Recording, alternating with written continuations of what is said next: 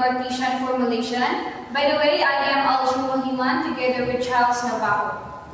So for the problem given, determine the moment of force F of point O.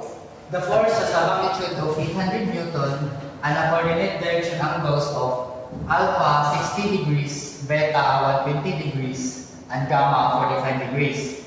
So we are going to express the result as Cartesian vectors. So since sa atong force is given na siya, 800 Newton, so direction of all forces F cos alpha I plus F cos beta G plus F cos gamma K. So since di ba given atong F 800 Newton atong alpha beta at gamma. So 800 cos 60 I plus 800 cos 60 I along x-axis. So isubstitute na to kung alpha dra. Plus 800 cos 120G along y-axis plus 800 cos 45 along z-axis. So, ang atong siya i-calculate, ang atong x-axis is 400i. Ang atong y-axis is negative 400g plus 566k along z-axis. Unsa nang ij muning unit kaning ij unit Sa x, y, and z.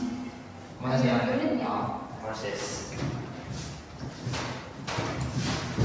So, proceed ka sa moment. To get the moment, we need to consider the OB and multiplied by the forces. So, OB, if kanahan na sa ito ang figure, na ay mga distances na involve ani. So, for our x-axis, so muna ito ang x-axis.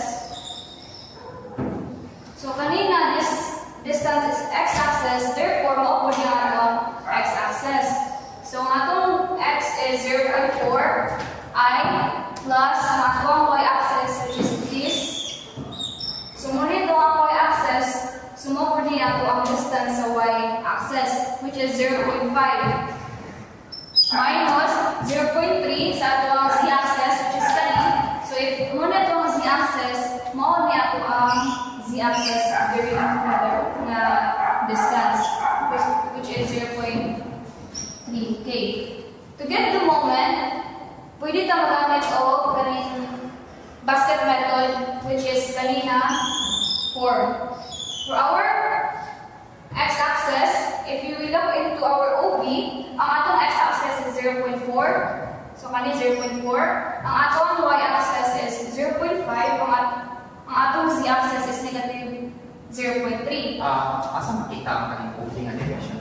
Asa yung direction? So, kaning OB na direction is there siya. Kanina distance or kanina line.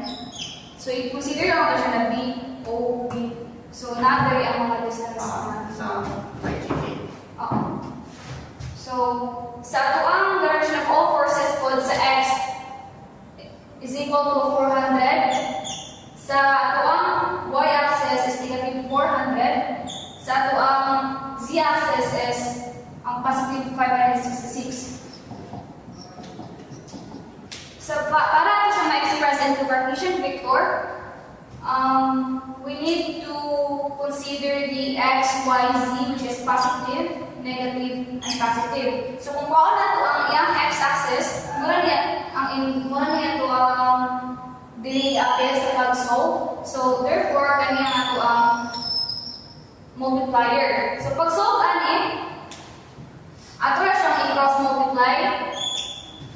So, for the x-axis, 0.5 multiplied by 566 minus 0.3 multiplied by negative 400. Muna itong x.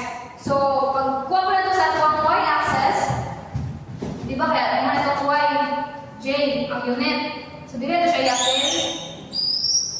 Therefore, kanilang ng mga numbers na atong i-multiply. I-cross multiply na ito siya. So, 0.4 multiplied by 566 minus negative 0.3 times 400. For our z-axis, which is na-unit na k, dinip na siya i-involve sa ato ang solving. So, kanira siya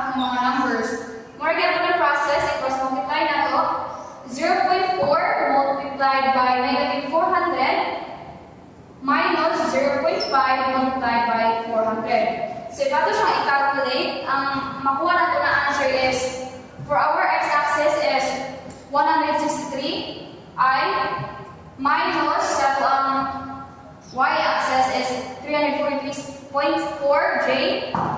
Sa ato ang z-axis is 360 K. So kanina answer na ato na siya na-express into Cartesian vector. So that's all. Thank you so much for your time.